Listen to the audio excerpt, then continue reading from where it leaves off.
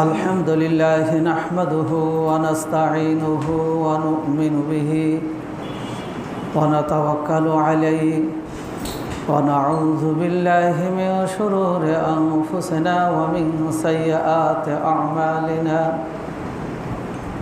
من يهد الله فلا مضل له ومن يضلله فلا هادي له ونشهد أن لا إله إلا الله وحده لا شريك له ونشهد أن محمدًا عبده ورسوله الذي أرسله بالحق بشيرا ونذيرا وداعيا إلى الله بإذنه وسراجا منيرا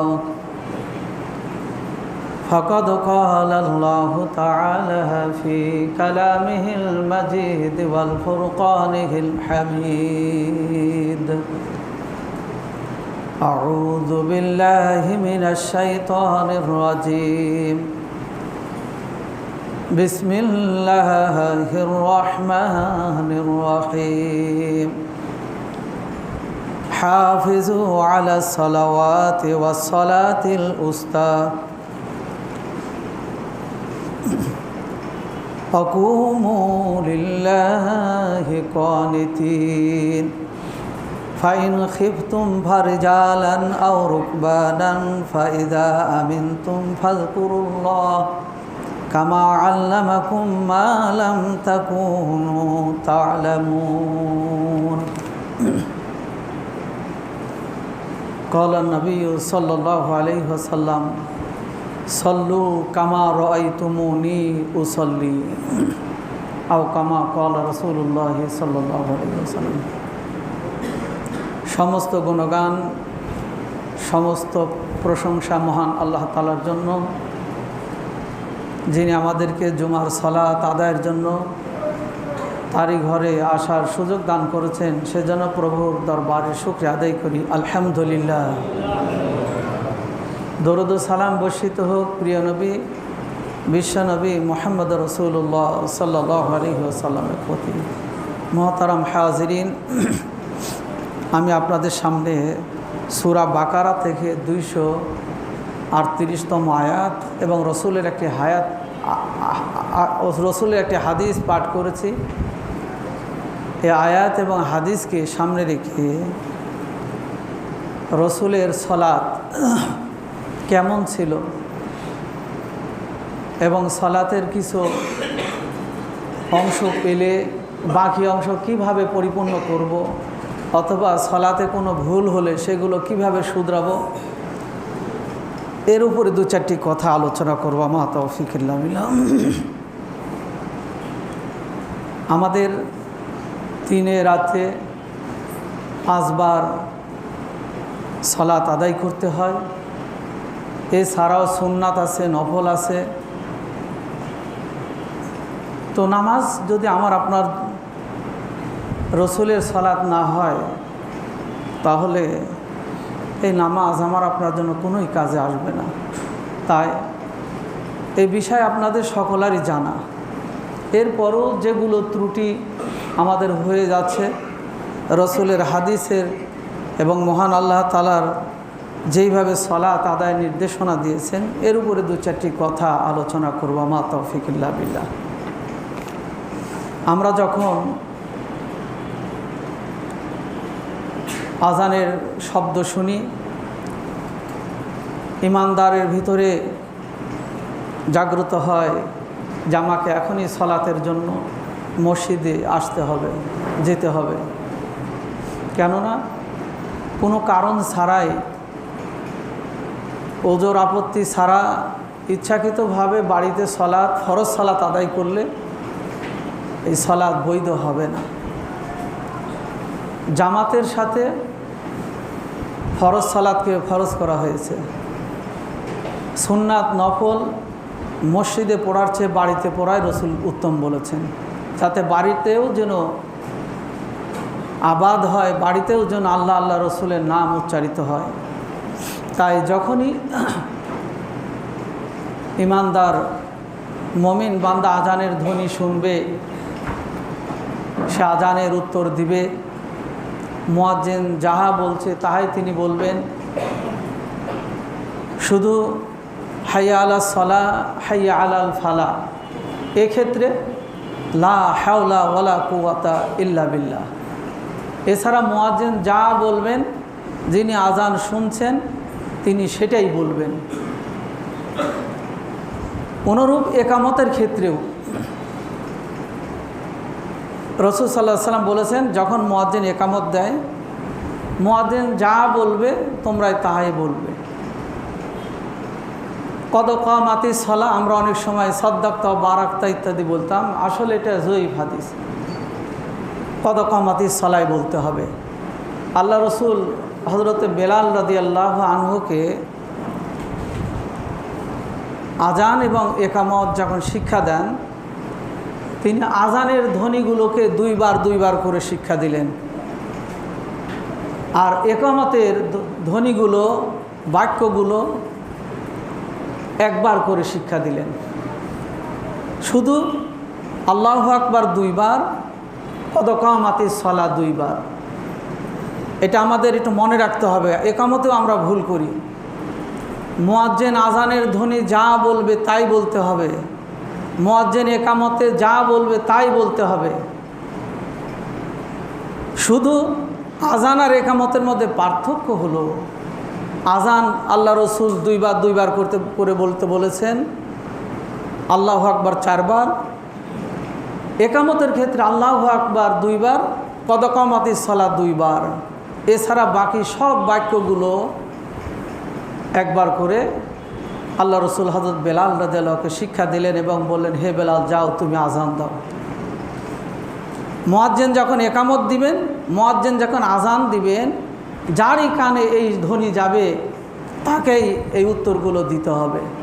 অনেক সময় আমরা দেখেছি আশহাদু আন্না মুহাম্মাদুর রাসূলুল্লাহ বলে আমরা সাল্লাল্লাহু আলাইহি ওয়াসাল্লাম, আল্লাহ রসুল এটি দরুদ পড়তে বলেননি। তাহলে আমরা এই ভুলটা করছি। একামতের সময় এখানেও দেখি আমরা রসুলের নাম শুনলে দরুদ পড়ব, কিন্তু ইল্লা আজান ওয়াল ইকামাত, এই 2 জায়গার ক্ষেত্রে আল্লাহ রসুল বলেই দিলেন, মুয়াজ্জিন যাহা বলবে তুমি তাহাই বলবে। তাই একামতের সময় মুখ বন্ধ করে থাকা যাবে না। আস্তে আস্তে মুয়াজ্জিনের সাথে সে ধ্বনিগুলো আমাদের উচ্চারণ করতে হবে। এর ফজিলতটা কি? বিশ্বনবী বলছেন, যে ব্যক্তি আজানের উত্তর দিবে, মুয়াজ্জিন যাহা বলল তাহাই বলে আজানের উত্তর দেয়, হাল্লাত লাহু শাফাআতু ইয়াউমাল কিয়ামা, তার জন্য কিয়ামতের দিন জান্নাতে যাওয়ার জন্য সুপারিশ করা আমার উপর ওয়াজিব হয়ে যায়। আল্লাহর কাছে ওই ব্যক্তির জন্য রসুল শাফায়াত করবেন। আজান শেষ হলো, দরুদ পড়ব, এবার আজানের দোয়া আছে, আমরা সেটা পড়ব। আল্লাহ রসুল বলছেন এটা অনেক গুরুত্বপূর্ণ। মুয়াজ্জিন আজান দিয়ে যে সওয়াবটা পেল, আপনি যে আজানের ধ্বনিগুলো, একামতের ধ্বনিগুলো সাথে সাথে বললেন, আল্লাহ সেই সওয়াব আমার আপনার আমলনামায় লিখে দিবেন। মোহতারাম হাজিরিন, আমরা মূল আলোচনা যাওয়ার আগেই আমরা দেখি অনেক সময় অনেকে বলেন যে মসজিদে একটা জামাত হয়ে গেলে দ্বিতীয়বার জামাত করা প্রয়োজন নাই, একা একা নামাজ পড়ে পড়ে চলে যাবে। মসজিদে একবার একামত হয়ে গেলে এরপর যতক্ষণ ওই নামাজের ওয়াক্ত থাকবে ততক্ষণ যেই নামাজ পড়ুক না কেন আর একামত দিতে হবে না। আমি এই নিয়ে অনেক পড়াশোনা করে দেখলাম এটা সম্পূর্ণ বানোয়াট, এটা সম্পূর্ণ মিথ্যা। আল্লাহ রসুল বলেছেন যখনই জামাত হবে, সেটা একজনেই করুক, দুইজনেই করুক আর একাধিক হোক, অবশ্যই তাকে একামত দিয়েই সলাত আদায় করতে হবে। ফরজ নামাজের জন্য একামত আবশ্যক, সুন্নাত নফল নামাজের জন্য একামত আবশ্যক নয়। এমনকি রাসূল সাল্লাল্লাহু আলাইহি সাল্লাম বলেছেন মহিলারাও সালাত আদায় করার সময় তারা আওয়াজ নিচু করে তারা একামত দিবে। মহিলারা সালাত আদায় করার সময় তারা কেরাত, যেগুলো সশব্দে কেরাত আছে, সেই সালাতগুলো সশব্দেই পড়বে। যেগুলো আস্তে পড়ার কথা বলা হয়েছে কেরা সেগুলো সেইভাবে পড়বে। কেননা আল্লাহ রসুল সল্লু কামা রাআইতুমুনি উসল্লি এই হাদিসটা বর্ণনা করেছেন। এখানে রসুল মেয়েদের জন্য একরকম, ছেলেদের জন্য একরকম বর্ণনা করেন নাই। রাবি বলছেন এই হাদিসের আলোকে রসুলের নির্দেশনার পরে এই হাদিস বর্ণনা করার পরে আমরা সকলেই নারী পুরুষ রসুল যেইভাবে সালাত আদায় করেছেন আমরা সেইভাবে নামাজ শুরু করে দিলাম। বলুন সুবহানাল্লাহ। আমরা অনেক সময় বলি মেয়েদের হাত বুকে বাঁধতে হবে, ছেলেরা নাভির নিচে বাঁধবে। আল্লাহ রসুল মেয়েদের এবং ছেলেদের নামাজের কোনো পার্থক্য করেননি। তাই মেয়েরা একামত দিয়ে সালাত আদায় করতে হবে। তাদের আজানের ব্যাপারে ওলামায়ে সৌদি ওলামা পরিষদ না করার ব্যাপারে, আজানের ব্যাপারে তারা মত দেন নাই। এছাড়া একামত দিবে, সশব্দে কেরাতগুলো সশব্দে পড়বে। পুরুষ যেইভাবে নামাজ আদায় করে ঠিক নারীরাও সেইভাবে আদায় করবে। মোহতারাম হাজরিন, এবং নামাজের একটা জামাত যদি মসজিদে হয়ে যায়, ধরুন আসরের জামাত হয়ে গেছে, পরবর্তীতে যেই আসুক একা হলেও একামত দিবে, একের অধিক হলেও একামত দিয়ে সালাত আদায় করতে হবে। যখনই দুইজন হবে অবশ্যই জামাত করে সালাত আদায় করতে হবে। তাহলে আল্লাহ তাআলা তার আমল নামায় 27 গুণ সওয়াব বাড়িয়ে দিবেন। বলুন সুবহানাল্লাহ। একা একা সালাতের চেয়ে জামাতের সালাতের ফজিলত হলো 27 গুণ বেশি। আল্লাহ তাআলা বলেন হাফিজু আলা সলাওয়াত ওয়া সলাতিল উস্তা, তোমরা নামাজ সমূহকে হেফাজত করো, তোমরা নামাজ সমূহকে উত্তমভাবে আদায় করো, বিশেষভাবে উত্তম নামাজ মধ্যমবর্তী নামাজটাকে তোমরা হেফাজত করো। ওয়াকুমু লিল্লাহি কানিতিন, আর তোমরা আল্লাহর জন্য যেভাবে সেবক তার মনিবের সামনে দাঁড়িয়ে যায় বিনয়ের সাথে তোমরা আল্লাহর জন্য দাঁড়িয়ে যাবে। ফাইন খিফতুম ফারিজালান আও রুকবানান, যদিও তোমরা যুদ্ধের ময়দানে থাকো, তোমরা দাঁড়িয়ে অথবা সওয়ারিতে আরোহণ অবস্থায় সালাত আদায় করো। দেখছেন এখানে কথা, যুদ্ধ করছেন, আপনার উপর সালাত মাফ করে দেওয়া হয় নাই বা পরেক্ষণে পড়ব সেটাও নাই। যুদ্ধ করছেন, যুদ্ধ অবস্থায় আপনি ওই জায়গাতে সালাতের সময় হয়ে গেছে, সালাত আদায় করতে হবে। আপনি সেটা সওয়ারির উপর থাকেন আর হেঁটেই চলেন, যে অবস্থায় থাকেন আল্লাহ বলছেন তোমরা সেগুলো সেইভাবে আদায় করবে। যেহেতু যুদ্ধক্ষেত্রে নামাজের পদ্ধতি আছে, বিষয়ে যেহেতু আজকে নয়। ফাইন আমিন তুম ফাজকুরুল্লাহ কামা আল্লামাকুম, যখন তোমরা যুদ্ধ থেকে বিরত হলে, তোমাদের নিরাপত্তা চলে আসলো, ফাজকুরুল্লাহ, তোমরা আল্লাহকে স্মরণ করো, কামা আল্লামাকুম, যেইভাবে আল্লাহ তোমাদেরকে শিক্ষা দিয়েছেন। আল্লাহ রসুল যেভাবে শিক্ষা দিয়েছেন তোমরা সেইভাবে সালাতটা আদায় করো। মালাম তাকুনু তা'লামুন, যেভাবে নামাজ তোমরা আগে জানতে না, যেইভাবে তোমরা এই শিক্ষাটা গ্রহণ করতে পারো নাই, ঠিক রসুল এবং আল্লাহ রসুল যেইভাবে শিক্ষা দিলেন এখন থেকে তোমরা সেইভাবে সালাত আদায় করো। অপর একটি হাদিস আল্লাহ রসুল বলছেন সল্লু কামা রাআইতুমুনি উসল্লি, তোমরা ওইভাবে সালাত আদায় করো যেইভাবে তোমরা আমাকে সালাত আদায় করতে দেখেছো। এখন রসুলের সালাতটা কি, রসুলের নামাজের পদ্ধতিগুলো কি ছিল,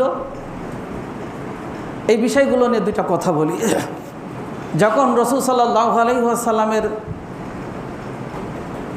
মসজিদে আগমন করতেন, সাহাবীরা মসজিদে প্রবেশ করতেন, তারা মসজিদে এসে নামাজের আগে যে সুন্নাতগুলো ছিল সেগুলো আদায় করতেন, এরপর তারা ফরজের জন্য দাঁড়িয়ে যেতেন। যখন দাঁড়িয়ে যেতেন তখন পা দুটা পূর্ব পশ্চিম বরাবর হতো, ডানে বামে বাঁকা হয়ে যেত না। এবং রাসূল সাল্লাল্লাহু আলাইহি সাল্লাম বলেছেন যে তোমরা ওই পরিমাণ কাতারের জায়গা গ্রহণ করো যে পরিমাণ তোমার প্রয়োজন, অর্থাৎ আপনার শরীর যতটুকু মোটা আমরা ঠিক সেইভাবে আমার জায়গাতে যাতে আমি সেজদা রুকু সেজদা সুন্দরভাবে করতে পারি। বেশি জায়গাও নেওয়া যাবে না, আবার কম জায়গা নেওয়াও যাবে না। কম জায়গা নিলে সমস্যা হলো রুকুতে সেজদাতে গেলে ঠেলাঠেলি শুরু হয়। বেশি জায়গা নিলে আমার আপনার পাশে ফাঁক থেকে যায়। আর বিশ্বনবী বলেছেন, যখন তোমরা দুই মুসল্লির মাঝে ফাঁক রেখে সালাত আদায় করবে, একটা হাদিস আল্লাহ রসুল বলছেন, আল্লাহ তাআলা তোমাদের মধ্যে বিভেদ সৃষ্টি করে দিবেন, তোমার একে অপরের মধ্যে শত্রুতা সৃষ্টি করে দিবেন। অপর একটা হাদিসে রসুল বলেছেন যে তোমরা যখন দুইজনের মাঝে ফাঁক রেখে সালাত আদায় করবে, ওই ফাঁকে শয়তান অবস্থান করে তোমাদের নামাজ থেকে মনটা অন্যদিকে ঘুরিয়ে দেয়। তাই তোমরা নামাজের কাতার একে অপরের পায়ে পা, কাঁধে কাঁধ মিলে কাতার সোজা করবে। সাহাবীরা একজন আরেকজনের সাথে পা এমনভাবে ভিড়িয়ে দিতেন, মনে হতো যে একটা প্রাচীর। আল্লাহ তাআলা পবিত্র কোরআনের বিভিন্ন আয়াত ঘটনা বর্ণনা করার আগে বিভিন্ন বিষয়ের বিভিন্ন জায়গার শপথ খেয়েছেন। ইমানদারদের, মুমিনদের সালাতের কাতার নিয়ে আল্লাহ শপথ খেয়ে বলছেন, ওয়াসসাফাতে সফা ফাজাজিরাতে জাজরা। আল্লাহর কাছে নামাজিদের নামাজের কাতার সোজা করা এতই পছন্দনীয়, আল্লাহর কাছে এত প্রিয়। আল্লাহ তাআলা এই মুসলমানদের, ইমানদারদের, সালাত আদায়কারীদের নামাজের কাতারের প্রশংসা করে তিনি আয়াত নাজিল করতে যাচ্ছেন, ঘটনা বর্ণনা করছেন। মুহতারাম হাজিরিন, তাই ছোট হোক বড় হোক, ধনী হোক গরিব হোক, শিক্ষিত হোক অশিক্ষিত হোক, আমরা নামাজে এমনভাবে দাঁড়াবো রসুল যেইভাবে দাঁড়াতে বলেছেন। রসুলের উপর হাদিসও বর্ণনা করেছেন, সৌহু সুফুফাকুম ফাইন্না তাসবিয়াতুস সালাত মিন ইকামাতিস সালাহ। হাদিসটা আল্লাহ রসুল প্রত্যেক ফরজ নামাজের তাকবীর দেওয়ার আগেই বলতেন, সৌহু সুফুফাকুম ফাইন্না তাসবিয়াতুস সালাত মিন ইকামাতিস সালাহ, ফাইন্না তাসবিয়াতুস সুফুফ মিন ইকামাতিস সালাহ। তোমরা নামাজের কাতারকে পরিপূর্ণ করো, নামাজের কাতার সুন্দর করো। কাতার বরাবর করার উপরে নামাজের পরিপূর্ণতা নির্ভর করে। তাহলে আমার আপনার, এটা বুখারী শরীফের হাদিস, নামাজের যখন দাঁড়াবো পায়ে পা কাঁধে কাঁধ মিলে আমরা কাতার সোজা করব। সাহাবীরা বলতেন যে আমাদের জামার এই দুই চালি ছিঁড়ে যেত। বলতে আমরা নামাজে দাঁড়াতাম, একে অপরের সাথে ঘর্ষণ লেগে আমাদের জামার এই জায়গাগুলো আগে ছিঁড়ে যেত। মুহতারাম হাজিরিন, আমার আপনার এই নামাজটা শুধু একটি ইবাদত নাই, ধনী গরিব শিক্ষিত অশিক্ষিত ছোট বড়র ভেদাভেদ দূর করে সাম্য প্রতিষ্ঠা করা একটা ইবাদত। তাই আমরা এর আগে করোনা বলে একটা মহামারী বিরাজ করলো, সেই সময় আমাদেরকে এমনভাবে কিভাবে রসুলের হাদিসের উপর আমল করা থেকে দূরে নিয়ে যেতে হবে, এইগুলো বিষয়গুলো কিছু আলেমরাও আমাদেরকে ভুল গাইড করেছেন। কিছু বিজাতিরা ষড়যন্ত্র করে আমাদেরকে এই জায়গায় বিবাদ সৃষ্টি করেছে, এমনকি 3 ফিট 2 ফিট 5 ফিট দূরে দূরে দাঁড়াতে হবে, নামাজে মাস্ক পরে এসে নামাজ পড়তে হবে। আমাদের রসুলের হাদিসের উপর আমল করা থেকে কিভাবে দূরে নিয়ে যেতে পারে, তারা সেই ষড়যন্ত্রে লিপ্ত আছে। আর এই ষড়যন্ত্র আমরা বিভিন্ন সময় শিক্ষিত অশিক্ষিত সাধারণ আলেম অনেকে পা দিয়ে আমরা সমাজে রসুলের হাদিসকে উপেক্ষা করছি। মুহতারাম হাজিরিন, নামাজে যখন দাঁড়াবো, ইমাম মুয়াজ্জিন একামত দিলেন, এরপর হাত আল্লাহ রসুল বলেছেন যে, আল্লাহ রসুল সাল্লাল্লাহু আলাইহি সাল্লাম বলেছেন যে তোমরা এই কাঁধ অথবা কান বরাবর তোমাদের হাতকে উঠাবে, কান অথবা কাঁধ বরাবর তোমরা হাত উঠাবে। আমরা অনেকে আছে মাথা পার করে দিই, আবার অনেকে আছে কানের লতি ধরে থাকি, আবার অনেকে আছে না উঠাই আমরা তাকবীরে তাহরিমা বলি। রসুল বলছেন, সাহাবীরা বলছেন যে আমরা রসুলকে দেখেছি, তিনি যখন তাকবীরে তাহরিমা বাঁধতেন তার হাতটা কেবলামুখী থাকতো, আঙ্গুলগুলো একটু ফাঁকা থাকতো এবং কান অথবা কাঁধ এই সমপরিমাণ তিনি উঠাতেন। উঠে তিনি বাম হাতের উপর ডান হাত রাখতেন, আলা সদরিহি, বুকের উপরে। অপর একটি হাদিস আছে রাসূল সাল্লাল্লাহু আলাইহি ওয়াসাল্লাম নাভির উপরে রেখেছেন। আপনি যেটাই আমল করেন নাভির উপরে করেন আর বুকেই করেন, আপনাকে হাত সেইভাবে উঠাতে হবে।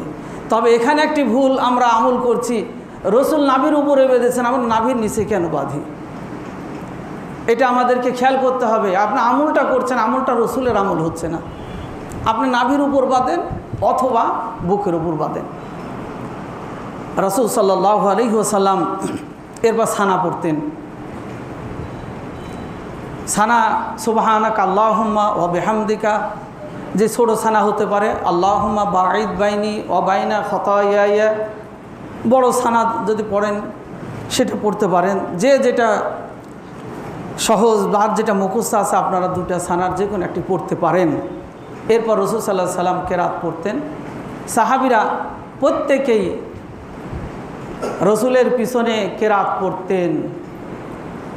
লা সলাতা লিমান লাম ইয়াকরা বিফাতিহাতিল কিতাব, যেই সলাতে সূরা ফাতিহা পাঠ করা হলো না সেটা নামাজ হলো না। হ্যাঁ, আল্লামা উসাইমির একটা মত আছে, তিনি বলেছেন যদি দিলের কান দিয়ে যদি কেরাত মুখ উচ্চারণ না করে দিলের কান দিয়ে শুনে এটাও হবে, তবে কেরাত পড়ায় সকলে এক বাক্যে বলেছেন সর্বোত্তম। আপনি যখন আলহামদুলিল্লাহ রব্বিল আলামিন, ইমাম সাহেব বললেন ওই গ্যাপে আপনি আলহামদুলিল্লাহ রব্বিল আলামিন আর রহমানির রহিম, ওই গ্যাপে আর রহমানির রহিম পড়ে নিলেন। তার নামাজে মনোযোগও থাকবে, রসুলের হাদিসের উপর আমল হবে, প্রত্যেকটা বর্ণের বিনিময়ে আল্লাহ তাআলা আপনার আমল নামায় 10টি করে সওয়াব দিবেন। তাই কেরাত পড়ব। রসুল যখন রুকুতে যেতেন ঠিক আবার হাতটা উঠাতেন, রুকুতে যে রুকুর তাসবিহ পড়তেন। রুকুতে আপনি কোরআনের দোয়া ব্যতীত রুকু সেজদাতে আপনি যত দোয়া আছে পাঠ করতে পারবেন। আমরা শুধু মনে করি সুবহান রব্বিয়াল আযীম বা সুবহান রব্বিয়াল আলাই, দুটাই না। আল্লাহ রসুল অনেক হাদিস এর উপরে আছে, বর্ণনা করেছেন।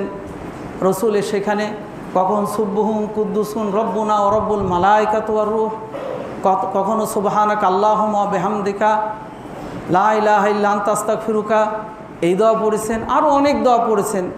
যারা পারবেন পড়বেন, যারা পারবেন না অবশ্যই সেখানে রুকুর তাসবিহটা ধীর স্থিরভাবে আদায় করতে হবে।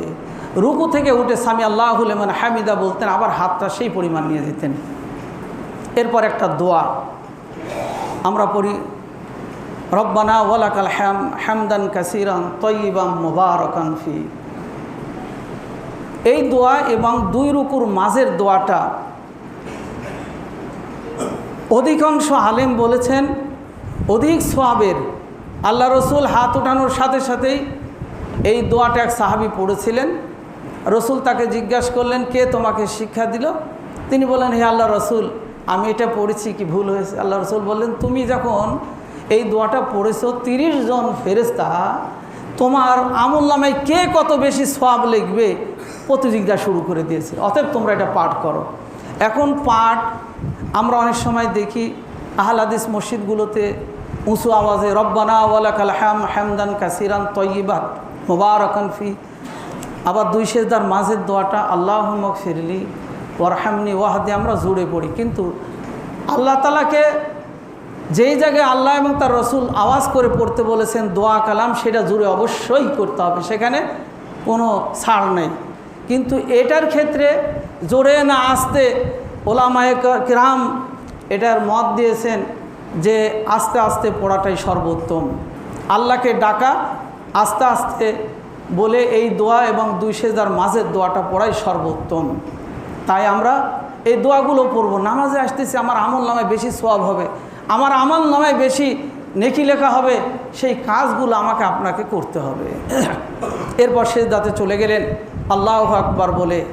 আমরা সেজদাতে যে অনেক সময় দেখি আল্লাহ রসুল বলেছেন 7টা অঙ্গের উপরে আপনাকে আমাকে সেজদা করতে হবে।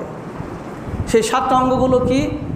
রসুল বলেছেন 2 হাত, 2 পা, 2 হাঁটু আর এই মাথা। এই 7টা অঙ্গ দিয়ে আপনাকে আমাকে সেজদার কাজ সম্পন্ন করতে হবে। রাসূল সাল্লাল্লাহু আলাইহি ওয়াসাল্লাম এক্ষেত্রে হাঁটু এবং হাত, এক্ষেত্রে আপনি কোনটা আগে দিবেন? হাঁটু আগে পেরে দিবেন না হাত আগে দিবেন? রসুলের একটা দীর্ঘ হাদিসের শেষে বলছেন যে তোমরা উটের মতো আগে তোমরা হাঁটু পেরে দিও না, নামাজে তোমরা উটের বিপরীত করো। কথাটা এরকম, নামাজে তোমরা উটের বিপরীত তোমরা কাজ করো, উটের মতো তোমরা আগে হাঁটু পেরে দিও না। আমরা অনেক সময় হাঁটু দিয়ে আগে চলে যাই, না, রাসূল সাল্লাল্লাহু আলাইহি ওয়াসাল্লাম হাত দিতে বললেন। তাই আমরা আগে হাত দিব, ধীর স্থিরভাবে শান্তভাবে সেজদায় যাব। সেজদায় যে আল্লাহ রসুল বলছেন তোমাদের এই দুই হাতের কনুইটা চাড়ে রাখবে, যাতে করে তোমার পেটের নিচ দিয়ে একটি ছাগলের বাচ্চা পার হতে পারে। আমরা অনেকে আসি, কেউ আসি হাতে পেটের সাথে চাপা ধরি, আবার কেউ আসে মেঝেতে আমরা কনুইটা বিছিয়ে দিই। আল্লাহ রসুল বলছেন ইমবাসাতিল কালবে, হাদিসের শেষ অংশ বলা হচ্ছে তোমরা কুকুরের ন্যায় তোমরা হাত বিছিয়ে দিও না, রুকুতে তোমরা কুকুরের ন্যায় হাত বিছিয়ে দিও না। তাই আমরা যখন সিজদায় যাব তখন অবশ্যই আমাদের এই দুই কোণে অবশ্যই জায়গা থাকতে হবে, চাঁড়ায় রাখতে হবে। আল্লাহ রসুল এটা অপছন্দ করতেন, সেটা নারী হোক পুরুষ হোক। মা বোনরা এখানে আসেন, দেখা যায় মা বোনদের নামাজ অনেক ত্রুটি, অনেক ভুল নিয়ে তারা নামাজ আদায় করছেন। নামাজে একামত দেন না, নামাজে কেরাত পড়েন না, নামাজে হাত ঠিকভাবে বাঁধেন না, আবার সেজদাতে গেলে এমনভাবে বসেন, ওইভাবে বসা ইসলাম বলেন নাই। রসুল নামাজের কোনো নারী পুরুষের মধ্যে পার্থক্য করেন নাই। তাই আমাদের সঠিকটা জানতে হবে। মোহতারাম হাজিরিন, এরপর রুকু করলাম, রুকু করে বসলাম, দোয়া পড়লাম, ধীর স্থিরভাবে আরেকটা রুকু করে এরপর দ্বিতীয় রাকাতে আমরা দাঁড়িয়ে যাব। রাসূল সাল্লাল্লাহু আলাইহি ওয়াসাল্লাম নামাজকে ধীর স্থিরভাবে পড়তে বলেছেন। কারণটা হলো এই, এক ব্যক্তি মসজিদে নববীতে নামাজ হয়ে যাওয়ার পর আসলেন, তিনি তাড়াহুড়া করে নামাজ পড়ে রসুলকে সালাম দিলেন। আল্লাহ রসুল তাকে বারবার ঘুরে দিলেন, তুমি নামাজ পড়ো নাই, নামাজ পড়ে আসো। তোমার নামাজ হয়নি এই কথা বললেন না, বলো তুমি নামাজ পড়ো নাই, নামাজ পড়ে আসো। অথচ রসুলের সামনে তিনি নামাজ পড়লেন। অর্থাৎ তিনি তাড়াহুড়া করে কেরাত পড়লেন, তাড়াহুড়া করে রুকু করলেন, সেজদা করলেন, কিছু অংশ পড়লেন না, হয়তো ঠুক করে একটু মাথা ঠেকায় উঠে আরেক সেজদা দিলেন। আল্লাহ রসুল সেটা নামাজ বললেন না, বললেন তুমি নামাজ পড়ো, নামাজ পড়ো নাই। এরপর রসুল সাল্লাল্লাহু আলাইহি সাল্লাম তৃতীয়বার যখন লোকটা ফিরে আসলেন, রসুল সাল্লাল্লাহু আলাইহি সাল্লাম নামাজের কাইফিয়াতগুলো, পদ্ধতিগুলো সুন্দরভাবে তাকে শিক্ষা দিলেন। তাই আমার আপনার সালাতটা যেন রসুলের সালাত হয়, ওই পদ্ধতিতে যেন আমরা সালাত আদায় করি। মোহতারাম হাজিরিন, নামাজের মধ্যে আমরা অনেক সময় গতদিন আলোচনা করেছি, নামাজিদের সামনে দিয়ে যাওয়া যাবে না, এটা বড় অপরাধ। 40 বছর পর্যন্ত দাঁড়িয়ে থাকতে হলে তাও থাকতে হবে, তাও নামাজির সামনে দিয়ে যাওয়া যাবে না। আল্লাহ রসুল স্পষ্ট হাদিস আছে, সাহাবীরা বলছেন রসুল যখন সূত্রা দিয়ে নামাজ আদায় করতেন, রসুলের এই সূত্রা এবং দাঁড়ানোর জায়গা 3 ফিটের মতো গ্যাপ থাকতো। তাহলে আমরা 3 ফিটের মধ্যে দিয়ে যেতে পারবো না। কেউ যদি যেতে চায়, কেউ যদি পার হতে চায়, আল্লাহ রসুল নামাজ অবস্থায় ডান হাত বাড়িয়ে দিতেন, তিনি দেখেই যেন বুঝে যায় সলাত অবস্থায় আছেন। এরপরও যদি তিনি ঠেলে পার হতে চান, আল্লাহ রসুল বলছেন নামাজ ছেড়ে দিয়ে ওর সাথে যুদ্ধ করো, কেন হাজার শয়তান, সে শয়তান, সে মানুষ না, শয়তান। তাই নামাজিদের সামনে দিয়ে যাব না। হ্যাঁ, এক কাতারের সামনে বসে আছেন অথবা এক কাতারের সামনে দিয়ে যাবেন, এতে কোনো সমস্যা নাই। নামাজে আমরা দাঁড়িয়ে যাই, কারো এখন আধুনিক যুগ, প্যান্টের পকেটে, জামার পকেটে মোবাইল থাকে। নামাজে চেষ্টা করতে হবে মোবাইল বন্ধ করে বা সাইলেন্ট করে নামাজে দাঁড়াবে। এরপরও মানুষের মন তো ভুলে যায়। নামাজে দাঁড়ানোর পর যদি মোবাইল টিং টিং করে বাজে বা মোবাইলের কোনো শব্দ হয়, আপনি কি করবেন? রাসূল সাল্লাল্লাহু আলাইহি সাল্লাম নামাজ অবস্থায় যদি কোনো আগুন সামনে পড়ে অথবা কোনো ক্ষতিকর সাপ বিচ্ছু তোমার সামনে আসা, আল্লাহ রসুল বলছেন তুমি নামাজ ছেড়ে দিয়ে আগে সেটা মারো, তুমি নিরাপদ হও আগে। আমার আপনার মোবাইলেও যদি সমস্যা সৃষ্টি করে বা রিংটং বাজে, আপনি পকেট থেকে ধীর স্থিরভাবে বের করে নিয়ে সেটা বন্ধ করে পকেটে রাখবেন, নামাজের কোনোই ক্ষতি হবে না। এবং যারা আশপাশে থাকবো ওই ব্যক্তিকে যাতে আমরা না ধমকাই, তাকে তুচ্ছ তাচ্ছিল্য না করি। কেননা আপনার গানের শব্দে আপনার সমস্যা হলো না, আপনার আশপাশের বিকট শব্দে কোনো সমস্যা হলো না, আপনার কোরআন তেলাওয়াত করলে সব সমস্যা হচ্ছে। কোনো ভাইয়ের ভুল ক্রমে তার মোবাইল বেজে গেছে, আপনার সমস্যা হয়ে গেল। আল্লাহ রসুল কাউকে এইভাবে ধমক দেন নাই, মসজিদ থেকে বের করে দেন নাই, তাকে তুচ্ছ তাচ্ছিল্য করেন নাই। এমনকি একজন ব্যক্তি মসজিদে এসে, গ্রাম্য মানুষ মসজিদের নববীর এক সাইডে দাঁড়িয়ে তিনি পেশাব করে দিলেন। সাহাবীরা দৌড়ে যাচ্ছে, তাকে ধরবে মারবে। আল্লাহ রসুল বলে দাঁড়াও, তাকে শেষ পর্যন্ত শেষ করতে দাও। ওই লোকটা পেশাব করা শেষ হলো, এরপর রসুল বললেন তোমরা যাও, একটা বালতি নাও, ওখানে 2 বালতি পানি ঢেলে দাও। রসুল ধমক দিতেও দিলেন না, ওর কাজ অবশিষ্টটা ওটাও বন্ধ করতে বললেন না। তাই মহতারাম, আমরা রসুলের উম্মত, আমরা সেভাবে যেন রসুলের এই কাজগুলো আমরা করি। মহতারাম হাজিরিন, নামাজে যে ব্যক্তি জামাত শুরু হলো, কিছু অংশ পেলেন, কিছু অংশে এসে ধরতে পারলেন, ওই ব্যক্তিকে বলা হয় মাসবুক। অর্থাৎ নামাজের ফরজ নামাজের কিছু অংশ পেলেন, এমতো অবস্থায় তিনি সেই বাকি নামাজগুলো কিভাবে আদায় করবেন। আপনি দূর থেকে দেখলেন যে জামাত শুরু হয়ে গেছে, একামত শুরু হয়ে গেছে, দৌড়ে আসবেন? আল্লাহ রসুল স্পষ্টভাবে নিষেধ করেছেন। আপনি যখন বাড়ি থেকে ওযু করে সালাতের উদ্দেশ্যে বের হয়ে যায়, নামাজ অবস্থায় থেকে যায়, তখন থেকে আমরা নামাজের মধ্যে প্রবেশ করছি। আমার গতিতে, নির্দিষ্ট গতিতেই এসে যতটুকু আমি পাবো ঠিক ততটুকু জামাতের সাথে আদায় করব, বাকিটা জামাত শেষ হলে বাকিটা আদায় করে নিতে হবে। এখন আসুন, আমি এসে দেখছি যে ইমাম সাহেব সূরা ফাতিহা শেষ করে দ্বিতীয় সূরা শেষের দিকে চলে গেছেন। কি করব? এক্ষেত্রে এসে আল্লাহু আকবার বলে হাত বেঁধে, আল্লাহু আকবার বলে হাত বেঁধে আপনি সূরা ফাতিহাটা তাড়াতাড়ি শেষ করে দিতে হবে। আর ইমাম সাহেব যদি সেজদাতে থাকেন অথবা রুকুতে চলে গেছেন, শুধু আল্লাহু আকবার বলে তাকবীরে তাহরিমা বলেই সেখানে যে শামিল হতে হবে। এটা হলো প্রথম কথা। আমরা এক সাহাবীর ঘটনা, তিনি মসজিদে নববীর বারান্দায় এসেই দেখলেন যে জামাত শুরু হয়ে গেছে, জামাতটা সেজদা অবস্থায় আছে, রসুল সেজদা অবস্থায় আছে। তিনি মসজিদের নববীর বারান্দা থেকে একবারে সেজদা দিয়ে ছেড়ে চলে আসলেন মসজিদের ভিতরে। নামাজের পর রসুলের কাছে বিষয়টা বর্ণনা করা হলো। আল্লাহ রসুল বললেন, না, তোমার এটা করা ঠিক হয়নি। তুমি এসে কাতারে দাঁড়িয়ে যতটুকু পারতে ততটুকু তুমি আদায় করলে হয়ে যেত। মোহতারাম হাজিরিন, এখন আসুন, আমার যদি সূরা ফাতিহা এসে রুকু পাই, রাকাত হবে কি না, এই ব্যাপারেও সহিহ হাদিস আছে। কোনো ব্যক্তি যদি এসে রুকু পেয়ে যান, সেখানে রুকু তাসবিহ পাঠ করতে পারেন 1 তাসবিহ পরিমাণ, তাহলে সেটা রাকাত হয়ে যাবে। আর কিছু আলেম বলছেন, অধিকাংশ আলেম বলছেন, যেহেতু আল্লাহ রসুল বলেছেন যেখানে কেরাত পড়া হলো না, যেই রাকাতে আল্লাহ রসুল বলেছেন যেই রাকাতে কেরাত পড়া হয় না, ফাতিহা পড়া হয় না, সেটা রাকাত হয় না। অতএব সূরা ফাতিহা পড়তে না পারলে সেটা রাকাত হবে না। তবে দুইটাই সহিহ হাদিস, আপনারা যে কোনো একটা আমল করতে পারবেন। এখন আসি, আমরা যদি 3 রাকাত নামাজের শেষ রাকাত আমরা ধরি, কিভাবে বাকি নামাজটা আদায় করব? জামাতের শেষ রাকাত আমার প্রথম রাকাত,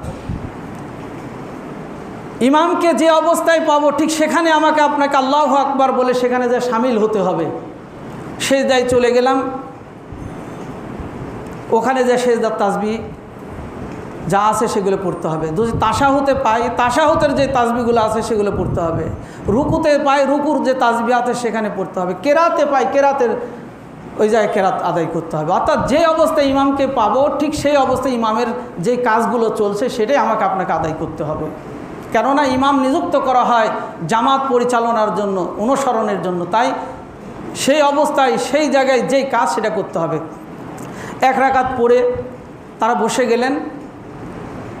আর মাসবুক ব্যক্তির এক রাকাত হলো, এক রাকাত পরে তাই তাশাহুদ। রসুল বলেছেন তার প্রথম রাকাত হলো, মাসবুক ব্যক্তির সেটা প্রথম রাকাত। সালাম ফিরালেই তিনি দাঁড়িয়ে যাবেন। সালাম দুই দিকে ফিরানোর পর না একদিকে ফিরানোর পর? সাহাবীরা বলছেন যে আমরা রসুল সাল্লাল্লাহু আলাইহি সাল্লামের জামাতে যখন মাসবুক হয়ে যেতাম, আসসালামু আলাইকুম বলে একদিকে সালাম ফিরানো শেষ হলেই আমরা বাকি সালাতের জন্য দাঁড়িয়ে যেতাম। দুই দিকে শেষ হওয়ার পরে যে হতে হবে তা নয়। দাঁড়িয়ে যে মাসবুক ব্যক্তি আর এক রাকাত পড়বেন, কেননা তার সেটা প্রথম রাকাত। প্রথম রাকাত যেহেতু পেয়েছেন, সেখান থেকে প্রথম হিসাবে যেভাবে যে কাজ করতে হয় সেভাবে করতে হবে।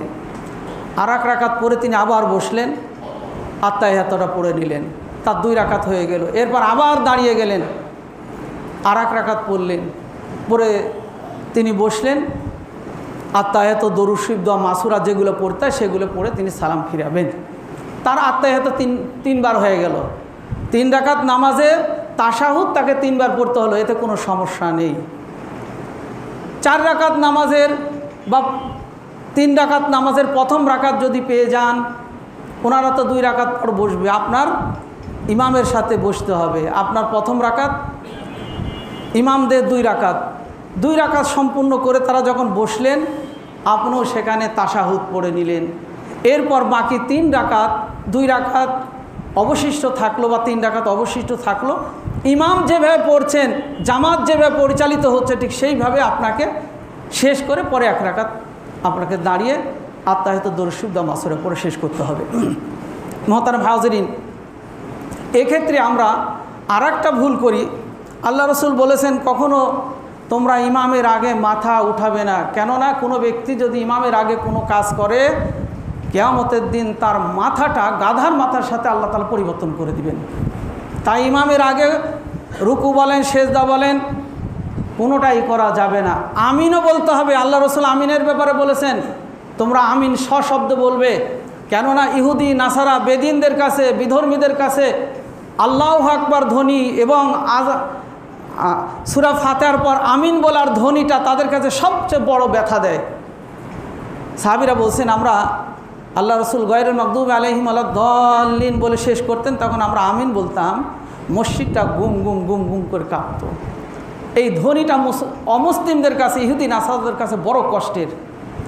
তাই আল্লাহ রসুল আরেকটা হাদিস আছে, যে ব্যক্তি ইমাম সাহেব গায়রুল মাগদুবি আলাইহিম ওয়ালাদ-দাল্লিন আমিন বলবে, তার আমিনটা যদি ফেরেশতার আমিনের সাথে যদি এক হয়ে যায়, গুফির লাহু মা তাকদ্দামা মিন জামবিক, আল্লাহ তার পূর্বের সমস্ত গুনাহ সব মাফ করে দিবেন। তাই আমরা নামাজে আমিন বলবো। আমরা নামাজের যেগুলো পদ্ধতি ইত্যাদি রাসূল সাল্লাল্লাহু আলাইহি ওয়াসাল্লাম আমাকে আপনাকে শিক্ষা দিয়েছে সেটা অনুসরণ করব। মাসবুক ব্যক্তির পর আমরা আসি, নামাজে ভুল হলে আমরা কিভাবে সেটা সংশোধন করব। অনেক সময় দেখেছি নামাজ ভুল হয়ে গেছে, আবার দ্বিতীয়বার দৌড়াচ্ছেন নামাজ। ইসলামে এরকম কোনো বিধান নাই। নামাজ ভুল হয়ে গেছে, সংশোধনের পদ্ধতি আল্লাহ রসুল বর্ণনা করে দিয়েছেন। দ্বিতীয়বার পড়ার কথা কোনো হাদিস আল্লাহ রসুল বর্ণনা করেন নাই। নামাজে যদি ওয়াজিব অথবা রাকাতের কম বেশি হয়ে যায়, মনে রাখবেন, নামাজের যদি কোনো ওয়াজিব বাদ পড়ে যায় অথবা রাকাতের কম বেশি হয়, তাহলে সুসেজদা দিতে হবে, এছাড়া সুসেজদা লাগবে না।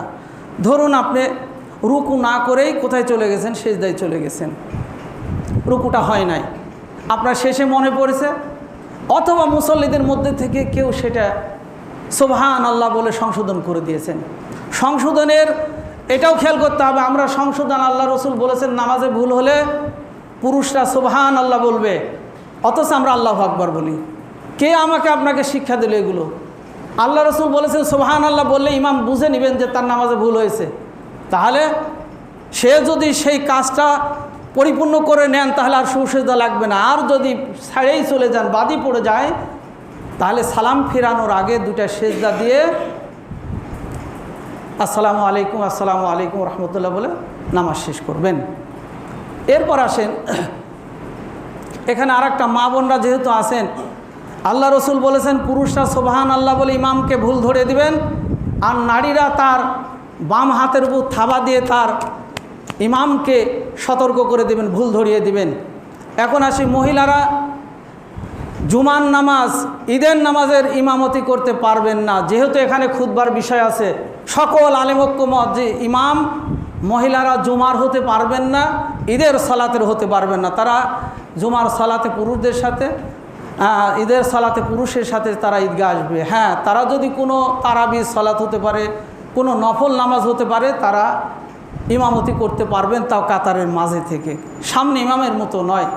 এবং তাদের ইমাম যদি কোনো ভুল করেন, তাহলে বাম হাতের উপর তালি দিয়ে তাকে সতর্ক করবেন। তাহলে আমরা ভুল সংশোধনের, নারী পুরুষের এখানে আল্লাহ তাআলা, আল্লাহ রসুল পার্থক্য করে দেন, সেটা তিনি বর্ণনা করে গেছেন। এরপর দেখুন, আপনি 4 রাকাত নামাজের জায়গায় যদি 5 রাকাত পড়ে বসেন, 4 রাকাত নামাজের জায়গায় 5 রাকাত পড়ে বসেন, এরপর আপনার সালাম ফেরার আগে মনে হলো যে আমি তো 5 রাকাত পড়েছি। আল্লাহ রসুল বলছেন, আত্মায়াত দরুদ শরীফ মাসুরা পড়ে 2টা সুহু সেজদা করে তুমি সালাম ফিরাবে। এতে কি হবে? 4 রাকাত আপনার ফরজ আদায় হয়ে যাবে। 2 রাকাত আল্লাহ তাআলা, এই শয়তান যে আপনাকে ভুল করে দিয়েছে, 2 রাকাত আল্লাহ তাআলা আপনাকে নফলে সওয়াব দান করবেন। বলুন সুবহানাল্লাহ। আর নামাজের রাকাত যদি কম হয়ে যায়, 4 রাকাত 3 রাকাত পড়েছেন, 4 রাকাত নামাজের 3 রাকাত পড়েছেন, অথবা 3 রাকাতের জায়গায় 2 রাকাত পড়েছেন, এক্ষেত্রে আল্লাহ রসুল বলছেন তোমার বিশ্বাসটা কোন দিকে বেশি। যদি 3 রাকাতেই বেশি হয়ে থাকে যে না 3 রাকাত পড়েছি, তাহলে দাঁড়িয়ে আর 1 রাকাত আদায় করো। এরপর আর 1 রাকাত আদায় করলেন, করে আত্তাহিয়াতু দরুদ শরীফ মাসুরা পড়ে 2টা সেজদা করে সালাম ফেরাবে। আল্লাহ রসুল বলছেন তোমার নামাজ পরিপূর্ণ হয়ে গেল, আর একটা সেজদা শয়তানের জন্য জিল্লতির কারণ হয়ে গেল। মহতারাম হাজিরিন, তাই নামাজ ভুল হলে দৌড়াতে হবে। অথবা দোয়া কুনুতের ব্যাপারে বলি, অনেক সময় আমরা দোয়া কুনুত ভুল করেছি, সুসেজদা দিচ্ছি। আল্লাহ রসুল মাঝে মাঝে দোয়া কুনুত ছেড়ে দিয়েছেন। দোয়া কুনুতের ভুল হলে এটা ওয়াজিব নয়। নামাজের ওয়াজিব ছুটে গেলে অথবা রাকাতের কম বেশি হলে আপনাকে সুসেজদা কাজ করতে হবে। ধরুন আবার আরেকটা ভুল হয়, ইমাম সাহেব আত্তাহিয়াতে বসে গেছে, তার ভুল ক্রমে হয়তো দেরি হয়ে যাচ্ছে, একজন সুবহানাল্লাহ বলে শুধরে দিলেন, ইমাম সাহেব দাঁড়িয়ে গেল, তাকে কি সুসেজদা দিতে হবে? না, দিতে হবে না। কেননা যদি কোনো ওয়াজিব বাদ পড়ে যায়, কোনো রাকাত যদি বাদ পড়ে যায়, আদায় হয় নাই, তখন সুসেজদা। যদি ইমাম শুধরে নিয়ে তাড়াতাড়ি উঠে যান, তাহলে এর জন্য কোনো সুসেজদার প্রয়োজন নাই। মহতারাম হাজিরিন, তাই আমরা নামাজের ভুলগুলো রসুল যেইভাবে, সাহাবীরা যেইভাবে শুধরেছেন ঠিক সেইভাবে করব। নামাজ ভুল হলে কোনো দ্বিতীয়বার দৌড়ানোর কোনো শরীয়তি বিধান নাই। তাই এগুলো সমাজে প্রচলিত আছে, সেগুলো বর্জন করতে হবে। নারী পুরুষের নামাজের কোনো পার্থক্য নাই, নারীদেরকেও একামত দিতে হবে, পুরুষকে একামত দিতে হবে। এক মসজিদে জামাত হয়ে গেলে যতবার জামাত হবে, যতবার যে সালাত পড়তে আসবে, তাকে একামত দিয়ে সালাত আদায় করতে হবে। তাই আসি আমরা রসুলের যেই নির্দেশনা সালাতের ব্যাপারে, শুধরানোর ব্যাপারে, পদ্ধতিগত ব্যাপারে আমরা সেগুলো আদায় করি, তাহলে আমরা সেই নামাজটা কদ আফলাহাল মুমিনুন আল্লাযীনা হুম ফি সালাতিহিম খাশিউন, ওই নামাজিরা সফল হবে, ওই নামাজিরা সেই দিন বিজয় হবে যাদের নামাজে বিনয়ী এবং সল্লু কামা রাআইতুমুনি উসাল্লি, আমি যেভাবে নামাজ পড়েছি তোমরা সেইভাবে নামাজ পড়ো। রসুলের নামাজ হলে সেই নামাজ আপনার জন্য পরকালে নাজাতের মাধ্যম হবে। মহান আল্লাহ তাআলার কাছে প্রার্থনা জানাই, হে আল্লাহ, আমাদেরকে সুন্দরভাবে, সঠিকভাবে আপনার রসুল যেভাবে শিক্ষা দিয়েছেন সেভাবে সালাত আদায় করার তৌফিক দান করুন।